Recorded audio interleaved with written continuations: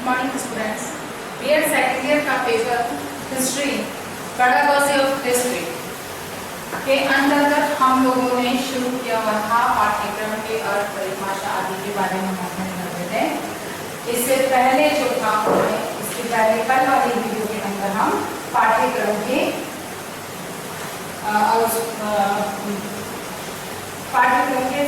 उसको देख चुके थे, प्रभावित करने वाले कारकों को हम देख चुके थे। आज हम देखेंगे पाठ्यक्रम के प्रकार।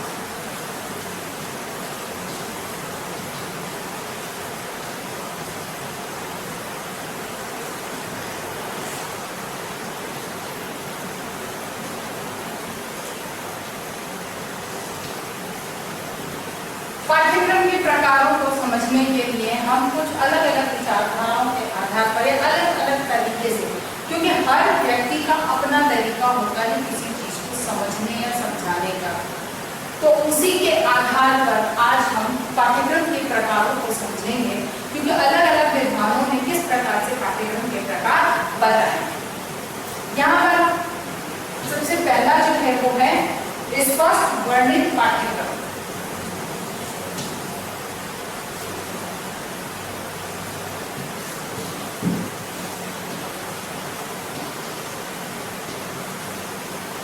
स्पष्ट वर्णित पाठ्यक्रम, यानी कि यह स्पष्ट वर्णित पाठ्यक्रम यानी कि यह वह पाठ्यक्रम होता है जो या तो किसी स्कूल के द्वारा या किसी बोर्ड विश्वविद्यालय के द्वारा निर्धारित किया जाता है, जिसमें कि हर चीज एकदम स्पष्ट रूप से लिखी जाती है, वर्णित की जाती है, यानी कि स्पष्ट उसका वर्णन इसके अंतर्गत किया गया होता है। दूसरा जो आता है वह है आपका अप्रत्यक्ष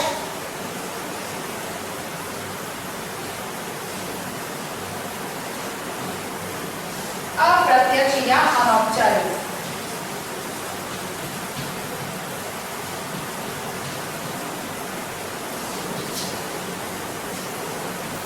जो स्पष्ट वर्णित पाठ्यक्रम है, विश्वविद्यालय, किसी शिक्षा बोर्ड या किसी विद्यालय के द्वारा निर्धारित किया जाता है, जिसमें स्पष्ट वर्णन होता है, जिसके बारे में हर चीज, हर छोटी सी छोटी बात को स्पष्ट रूप से समझाया या बताया जाता है, यह लिखित रूप में होता है।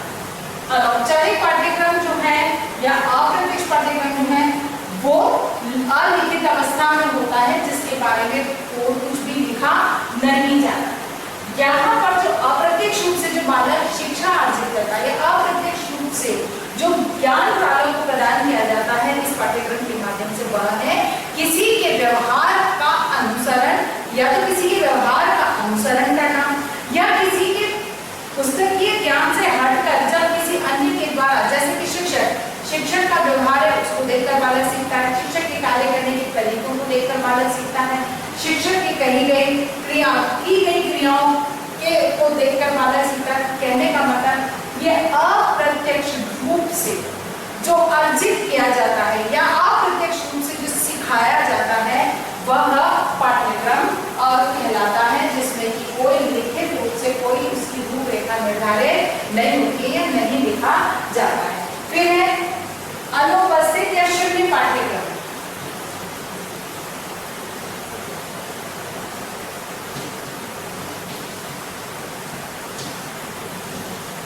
अनुपस्थित या शून्य, अनुपस्थित या शून्य यह वह है जो पढ़ाया नहीं जाता, जिसको फॉर्मल जैसे किसी विद्यालय, विश्वविद्यालय या किसी कक्षा कक्ष के अंदर खड़े होकर नहीं बताया जाता है। वह बालक ऐसे ही व्यवहारिक रूप में समाज में, घर में, परिवार में, विद्यालय के कक्षा कक्ष के बाहर या विद्यालय कक्षा कक्ष की गतिविधियों में भी जिसको कि बताया नहीं जाता है, जिसके बारे में कुछ कहा नहीं जाता है, उनको देखकर जो ज्ञान अर्जित करता है वह शून्य पाठ्यक्रम कहलाता। अब पाठ्यक्रम ये तो हमारे एक 3 प्रकार के जो वर्गीकरण किए गए हैं पाठ्यक्रम के, हमने उसको देखा कि पाठ्यक्रम जो कि स्पष्ट या वर्णित होता है, अप्रत्यक्ष होता है या शून्य होता है। ये पाठ्यक्रम जाता है। अब जब हम बात करते हैं कि स्पष्ट या वर्णित पाठ्यक्रम होता है तो वो कितने प्रकार के होते हैं, या मतलब कि इसको ध्यान रखें, ये दो चीजें हैं, अप्रत्यक्ष और स्पष्ट वर्णित। अमूमन जो पाठ्यक्रम है वो इन दो पर ही आधारित होते हैं, इन दो के ही माध्यम से होते हैं। अगर हम वैसे देखें तो यहाँ पर सर्वांगीण विकास के अंतर्गत अगर हम देखते हैं तो ये जो है एक कक्षा कक्ष या शिक्षा शैक्षिक गतिविधियों से संबंधित पाठ्यक्रम हो गया, ये शैक्षिक गतिविधियों से संबंधित पाठ्यक्रम हो गया, और ये अनुपस्थित शून्य पाठ्यक्रम जो है वो आपकी को करिकुलर एक्टिविटीज के माध्यम से जिन गुणों का विकास आपको होता है उससे संबंधित ये पाठ्यक्रम हो जाता है। अब जो आता है एक और जो दूसरी तरह से इसको वर्गीकृत किया गया है या पाठ्यक्रम के प्रकारों को बताया गया है, हम उसको समझेंगे। तो उसमें सबसे पहला है विषय केंद्रित पाठ्यक्रम। विषय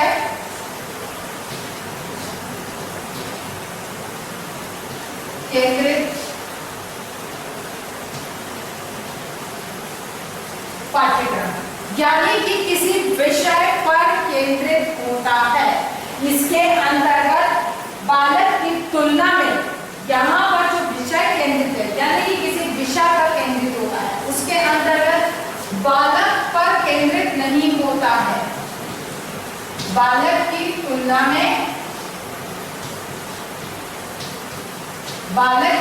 में किसको महत्व दिया जाता है? विषय को महत्व दिया जाता है कि उसके अंतर्गत क्या क्या चीज बालक को पढ़ाई जाती है, या फिर विषय केंद्रित भी हम इसे कह सकते हैं।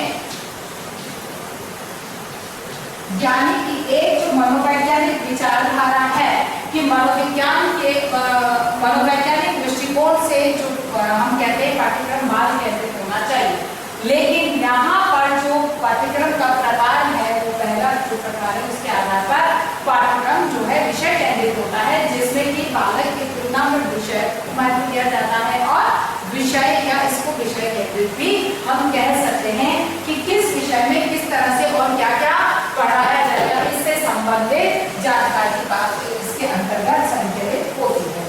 दूसरा जो है वह है अनुभव केंद्रित। इससे पहले हम कोर पाठ्यक्रम करेंगे। सेकंड जो आ जाएगा वह है कोर पाठ्यक्रम। कोर पाठ्यक्रम क्या है? इसके अंतर्गत ये बात एक तरह से समझ ली जानी चाहिए कि कोर पाठ्यक्रम वह पाठ्यक्रम है जिसमें कि सामाजिक कौशल का विकास छात्र के अंतर्गत किया जाता है। किसका? सामाजिक कौशल का। ठीक है ना, कि बालक के अंदर किसी भी प्रकार के सामाजिक गुणों का विकास कैसे होता है, किस प्रकार से वो सामाजिक व्यवस्थाओं को जानता है, किसी भी समाज संस्था के अंतर्गत किस प्रकार का उसे व्यवहार करना है, इसके बारे में वह उस गुणों को सिखाया जाता है इसके अंदर। अब यहाँ पर ये बात और समझने की है कि कोर पाठ्यक्रम के अंतर्गत विषयों की जो व्यवस्था है वो दो प्रकार से होती है। पहले प्रकार के अंतर्गत होती है कि अनिवार्य रूप से विषय बालक को लेने होते हैं। अनिवार्य है कि कुछ विषय ऐसे हैं जो अनिवार्य रूप से बालक को पढ़ लें। क्यों? सामाजिक कौशल का विकास करना है। सामाजिक कौशल के विकास के लिए सभी विषय हैं जिनके माध्यम से बालक में सामाजिक कौशल का विकास होगा। अब वो कौन कौन से? आपका साहित्य भी होगा, क्योंकि साहित्य के माध्यम से एक सौंदर्य की जो एक साहित्यिक सौंदर्य है और भाषात्मक विकास जिसकी हम कहते हैं, पहले तो वो सौंदर्य का परिचय प्राप्त करेगा, दूसरा भाषात्मक कौशल का विकास होगा क्योंकि वो भाषा को सीखेगा साहित्य के माध्यम से। दूसरा है सामाजिक अध्ययन से संबंधित विषय, चाहे इसमें इतिहास है, समाजशास्त्र है, अर्थशास्त्र है, नागरिक शास्त्र है, पॉलिटिकल राजनीतिक वैज्ञानिक कोई भी विषय है, भूगोल वगैरह। अब वो सभी जो हैं वो किसी न किसी रूप से प्रत्यक्ष अप्रत्यक्ष रूप से समाज से जुड़े हुए होते हैं। जैसे कि इतिहास। अब इतिहास के अंतर्गत हम जो कुछ पढ़ेंगे वो हमारे पूर्व के अनुभवों को पढ़ेंगे, यानी कि पूर्वजों के अनुभवों को। ठीक है, यानी कि पूर्व के अनुभव अर्थात हमारे पूर्वजों के अनुभवों को हम पढ़ेंगे, यानी कि मानव सभ्यता के विकास की जो व्यवस्था थी या विकास का जो क्रम था वो किस तरह से आगे बढ़ा उसके बारे में हम अध्ययन करेंगे, चाहे राजनीतिक दृष्टिकोण से हो, चाहे सामाजिक हो, सांस्कृतिक हो, आर्थिक दृष्टिकोण से हो, वैज्ञानिक दृष्टिकोण से हो, किसी भी दृष्टिकोण से हो, यानी कि विकास कैसे हुआ, हमारे पूर्व के अनुभव क्या है। तो जब इसको सीखता है तो हर व्यक्ति समाज के कौशल का विकास उसमें होता है। भूगोल में अपने आसपास के प्राकृतिक वातावरण को समझता है। भूगोल के माध्यम से वो क्या है, प्रकृति को समझता है, एक तरह से कहा जाए प्रकृति को समझता है, क्योंकि उसके आसपास की प्रकृति क्या है, पहाड़, नदियां, जल, सूर्य, चंद्रमा आदि सब क्या है, वृक्ष, पौधे, पेड़ पौधे, धरती, मिट्टी के विभिन्न प्रकार की मिट्टी, उसके मृदा, उसके प्रकार सब क्या है, ये किसी न किसी रूप से वो इन चीजों को सीखता है कि ये क्या है, किस प्रकार से हमारा एनवायरनमेंट निर्मित होता है, हम किस तरह से इन सब चीजों को सीखते हैं, हमारे आसपास ये किस तरह से हमारे विकास के लिए लाभदायक है, हमें इनका उपयोग किस प्रकार से करना चाहिए, ये सारी चीजें किस तरह से उसके कौशल का विकास करती है। इसीलिए कोर पाठ्यक्रम है वो एक तरह से कहा जाए कि सामाजिक गुणों का विकास करता है। इसीलिए कुछ विषय ऐसे होते हैं जो अनिवार्य रूप से बालक को पढ़ने होते हैं और कुछ है ऐच्छिक विषय, जिसके अंतर्गत छात्र अपनी इच्छा के अनुसार, अपनी योग्यता क्षमता के अनुसार, अपनी रुचि के अनुसार उसको चुन सकता है। फॉर एग्जाम्पल कि जैसे एक कक्ष के अंदर एक विद्यालय में संगीत कला से संबंधित विषय को अनिवार्य रूप से लागू किया गया है। ठीक है, अब निश्चित है कि संगीत अनिवार्य रूप से लागू किया गया तो हर बच्चे को इसे सीखना है, लेकिन यहाँ पर बालक की ऐच्छिक विषय से संबंधित अपेक्षाएं भी पूर्ण हो सकती है। वो कैसे कि जैसे संगीत में है कि गायन है, गायन अनिवार्य रूप से बालक को सीखना है, लेकिन बालक का अगर रिदम या ताल से संबंधित या यूं कहा जाए वादन से संबंधित में अगर उसकी रुचि है और वो उस चीज को यानी कि परफॉर्मिंग आर्ट को लेकर वो ज्यादा एक्साइटेड या क्रिएटिव है, तो हो सकता है कि वह बालक इस जो संगीत की कला से संबंधित एक जो सामान्य सी जानकारी या सामान्य व्यवस्था है उसको छोड़कर वह इस परफॉर्मेंस आर्ट के दृष्टिकोण से वादन को चुन सकता है, अर्थात उसके लिए उसे स्वतंत्र व्यवस्था, उसकी उसे स्वतंत्रता होनी होती है, अर्थात यहाँ पर उसे ये ऐच्छिक रूप से ग्रहण करने की सुविधा उसके अंतर्गत होती है। फिर इसी कोर पाठ्यक्रम के माध्यम से सामाजिक कौशल में मनुष्य को अपना सामाजिक जीवन किस तरह से जीना है इससे संबंधित जानकारी प्राप्त होती है। तीसरा इसके अंतर्गत आता है आपका वो है अनुभव केंद्रित। अनुभव केंद्रित यानी कि यह वह पाठ्यक्रम है जिसके अंतर्गत छात्र को अनुभव प्राप्त होता है। अनुभव यानी कि या तो वो स्वयं करके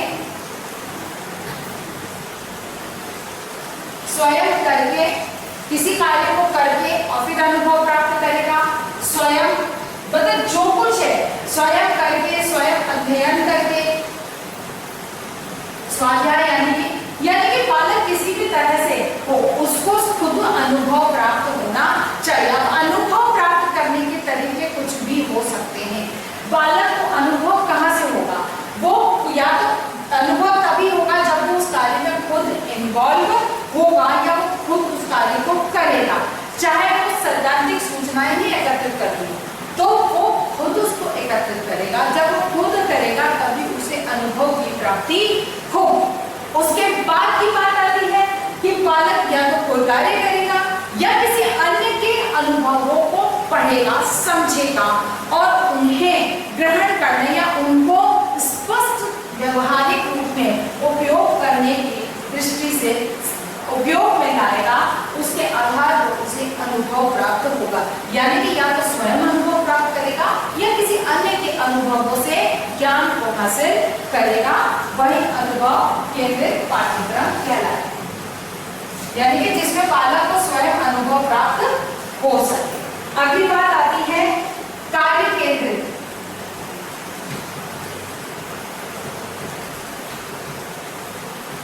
यानी कि यहां पर अब आप दोनों में समझिए स्पष्ट अंतर है।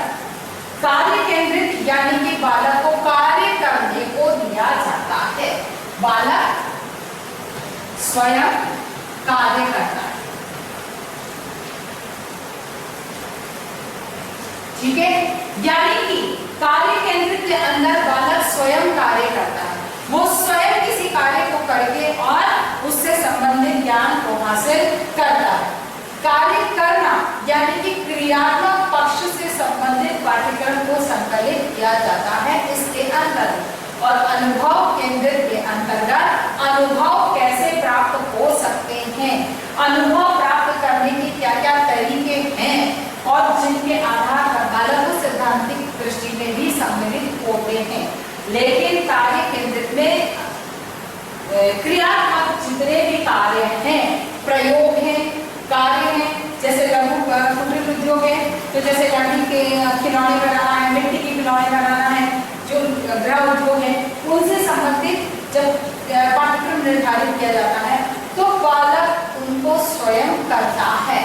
और जैसे मिट्टी के बर्तन है वो स्वयं बनाएगा, मिट्टी के खिलौने हैं तो वो मिट्टी को गीली करेगा, उसको बगाएगा, उसको बांधेगा, बांधने के बाद में एक सुंदर खिलौने का आकार देगा, किस तरह का खिलौना कैसे बनाया जाए, ये क्या है उसका कार्य केंद्रित पाठ्यक्रम होता है। इसीलिए यहाँ पर बालक स्वयं किसी कार्य को करता है। पांचवी बात इसके अंतर्गत आती है बाल केंद्रित।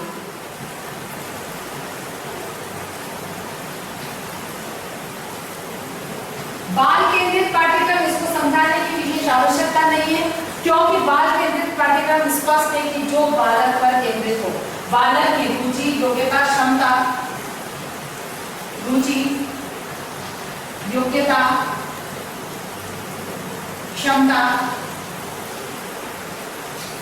अनुभव आदि के आधार पर जो पाठ्यक्रम निर्धारित किया जाता है उसे बाल केंद्रित पाठ्यक्रम कहा जाता है। इसीलिए बाल केंद्रित पाठ्यक्रम यानी वह पाठ्यक्रम होता है जो बालक स्वयं, जो बालक को केंद्र में रखकर निर्धारित किया जाता है।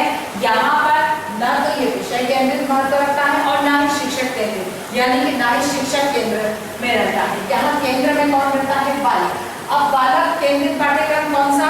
जिसके अंदर बालक को जब जो चीज अच्छी लगी, जो उसकी रुचि है उसके अनुसार वो शिक्षा अर्जित करेगा, उसकी योग्यता के अनुसार शिक्षा अर्जित करेगा, उसकी क्षमताओं के अनुसार अर्जित करेगा। यानी कि बालक को उसकी अपनी योग्यता, जो क्षमता के अनुसार किस तरह से शिक्षा प्रदान की जा सकती है उसी दृष्टि से जो निर्धारित किया जाता है पाठ्यक्रम, वह बाल केंद्रित पाठ्यक्रम कहलाता है। अगली बात जो आती है इसके अंदर आती है वो पाठ्यक्रम शिल्प, कला,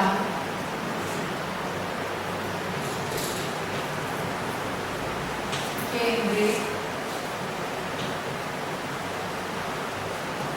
पाठ्यक्रम। शिल्पकला केंद्रित पाठ्यक्रम के अंतर्गत वो कौन सा पाठ्यक्रम होता है? ये वह पाठ्यक्रम है जिसके अंतर्गत शिल्प कला से संबंधित ज्ञान बालकों को दिया जाता है। यह शिल्प कला से संबंधित कौन कौन सी शिल्प कलाएं हैं, किस प्रकार की उनका उद्भव कब हुआ, किस तरह से इनका निर्माण किया जाता है, इनको किस तरह से किस तरह की मान्यता प्राप्त है, आदि बहुत सारी चीजें, ये सब कुछ इसके अंतर्गत सम्मिलित होती है।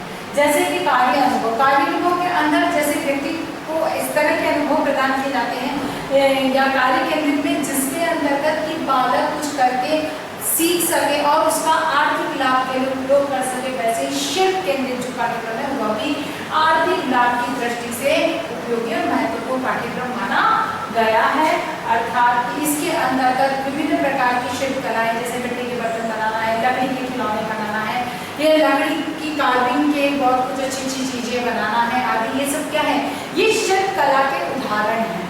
तो ऐसे ही बहुत, ये तो बहुत छोटे उदाहरण हैं, और भी बहुत सारी ऐसी चीजें हैं जिनको इन शिल्पकलाओं के अंतर्गत सम्मिलित किया जाता है और इनसे संबंधित ज्ञान से के लिए ऐसा पाठ्यक्रम निर्मित किया जाए जिसके माध्यम से शिल्पकला का विकास हो सके और बालक के आर्थिक आवश्यकताओं की पूर्ति में भी ये सहयोग कर सके। अर्थात कि पाठ्यक्रम का जो अगला प्रकार है वो है शिल्पकला पर केंद्रित पाठ्यक्रम होना चाहिए। अगली बात आ जाती है सहसंबंध।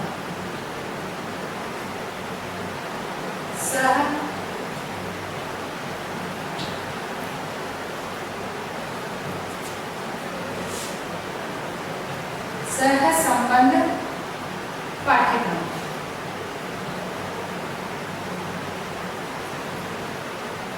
या इसे समेकित पाठ्यक्रम भी कहते हैं।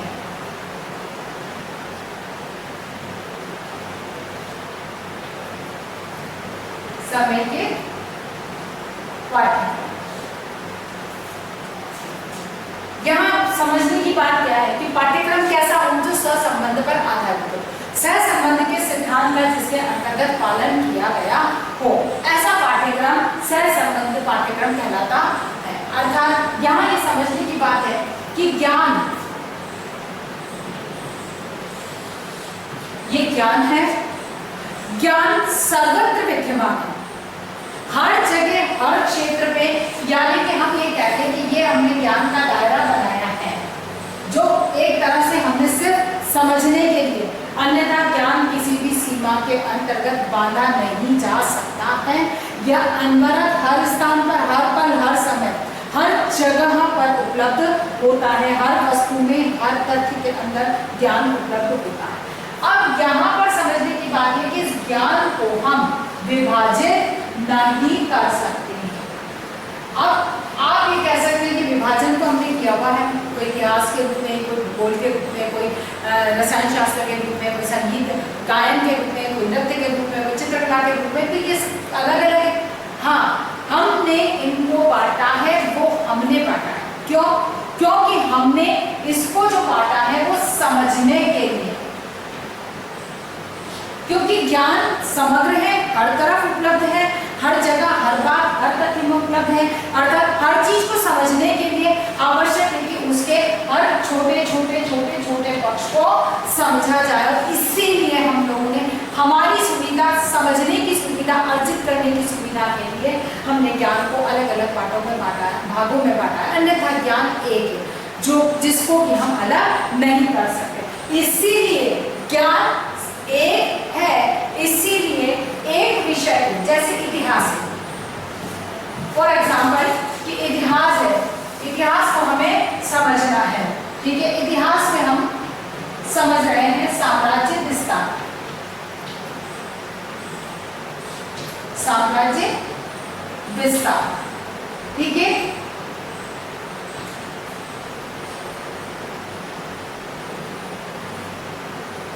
साम्राज्य विस्तार को समझने के लिए हमें भूगोल की आवश्यकता है, वहीं गणित की आवश्यकता है। अब आप कहेंगे कैसे? साम्राज्य विस्तार को हमें अगर समझना है किसी शासक के, तो जैसे अशोक के साम्राज्य विस्तार को हम समझना चाह रहे हैं, तो हमें किसकी आवश्यकता होगी? मानचित्र की। और मानचित्र किसकी मूल अधिगम सामग्री किसकी है? भूगोल की।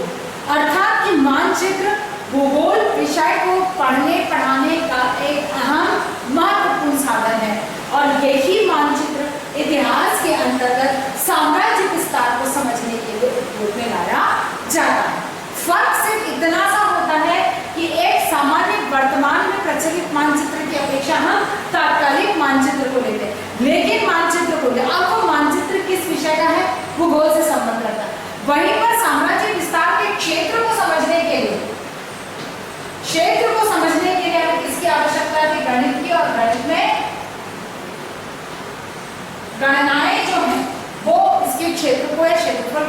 समझने में सहयोग प्रदान करते हैं। तो कहने का मतलब कि एक इस विषय को, साम्राज्य विस्तार को समझने के लिए हमें भूगोल की भी आवश्यकता पड़ी, गणित की भी आवश्यकता पड़ी। अर्थात कहने का मतलब यह है कि किसी एक विषय को समझने के लिए दूसरे विषय का सहारा लिया जाता है, उसके एग्जाम्पल्स दिए जाते हैं, उसके अधिगम सामग्री दी जाती है, उसके उदाहरण लिए जाते हैं, वे सह संबंध कहलाते हैं। और इसी सह संबंध की सिद्धांत पर आधारित पाठ्यक्रम की संरचना या पाठ्यक्रम का निर्माण किया जाता है, या पाठ्यक्रम जो है वो एक प्रकार है, उसके अंतर्गत सह संबंध पर आधारित पाठ्यक्रम भी लिया जाता है। अगली बात जो हमारे सामने आती है वह है मूल पाठ्यक्रम।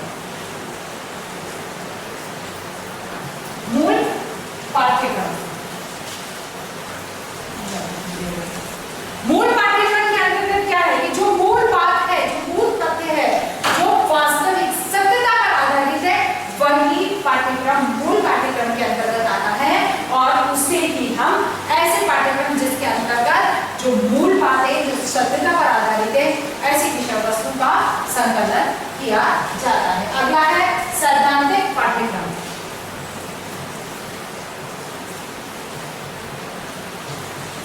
सैद्धांतिक पाठ्यक्रम, सैद्धांतिक पाठ्यक्रम यानी कि जो विषय वस्तु, यानी कि मूल रूप से ये कहा जाए कि हर चीज उसमें सैद्धांतिक रूप में उपलब्ध होती है। जैसे कि विषय केंद्रित, हम इसे विषय केंद्रित भी कह सकते हैं, उसको अलग पॉइंट ना देकर हम इसे यहाँ पर भी सम्मिलित कर सकते हैं, सैद्धांतिक।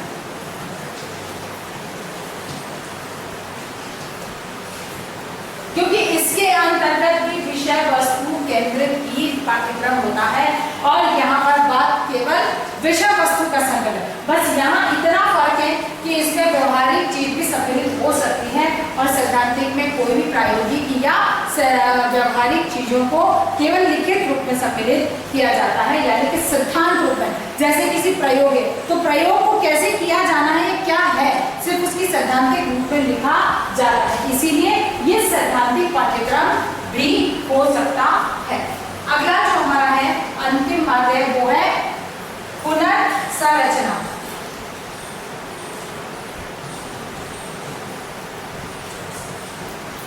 पुनर्संरचना की जो अवधारणा है या जो विचारधारा है वो स्वतंत्रता से पहले ब्रिटिश काल के अंतर्गत उस समय जो तात्कालिक शिक्षा व्यवस्था थी, उस तात्कालिक शिक्षा व्यवस्था के अंतर्गत हर जो शिक्षा व्यवस्था थी उसमें एक डिग्रीधारी युवक तैयार किए जा रहे थे। अंग्रेजी साम्राज्य के शासन को सुचारू चलाने के लिए कार्यालयों में कार्य करने के लिए कर्मचारियों की आवश्यकता थी केवल अंग्रेजी पढ़े लिखे, जो अंग्रेजी जानते हों और अंग्रेजी बोलते हों, ऐसी जनता, ऐसी समूहों को तैयार करने की जो के लिए जो शिक्षा व्यवस्था थी, उस शिक्षा व्यवस्था से केवल डिग्रीधारी पुरुष या बाल व्यक्ति तैयार हो रहे थे। उसी वजह से गांधी जी ने उस समय उस विचारधारा को देखते हुए या उस व्यवस्था को देखते हुए उन्होंने ये महसूस किया कि जो पाठ्यक्रम या जो हम अभी शिक्षा बालकों को प्रदान कर रहे हैं वह शिक्षा बालक के जीवन के लिए उपयोगी शिक्षा नहीं है। उपयोगी शिक्षा क्यों नहीं है? क्योंकि इससे जीवन यापन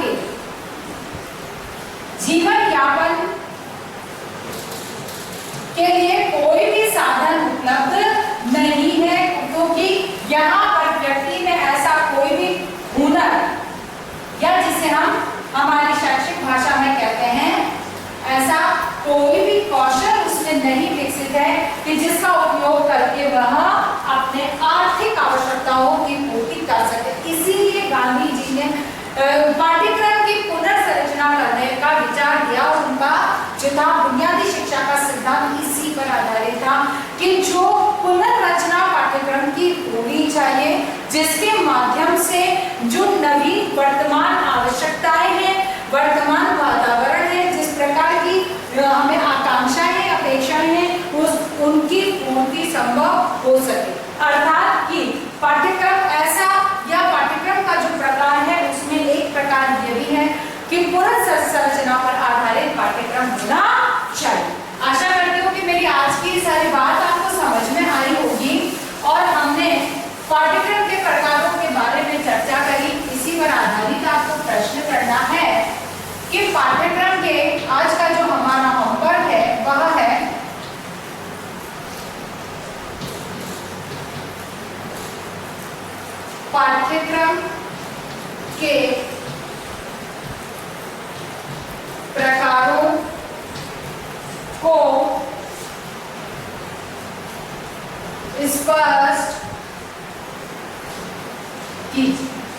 पाठ्यक्रम के प्रकारों को स्पष्ट कीजिए कि पाठ्यक्रम के प्रकार कौन-कौन से हैं और उनका वो किस विचारधारा पर आधारित। अपनी बात को समाप्त करने से पहले कोविड-19 की इस महामारी के दौर में अपने आप को सुरक्षित रखिए। बहुत अधिक आवश्यकता होने पर ही घर से बाहर निकलिए। अगर घर से बाहर आप निकल भी रहे हैं तो मुंह पर मास्क बांध कर निकलिए, सोशल डिस्टेंसिंग का पालन कीजिए और अपने हाथों को समय समय पर धोते रहें या सैनिटाइज करते रहें। स्वस्थ रहें, सुरक्षित रहें। धन्यवाद।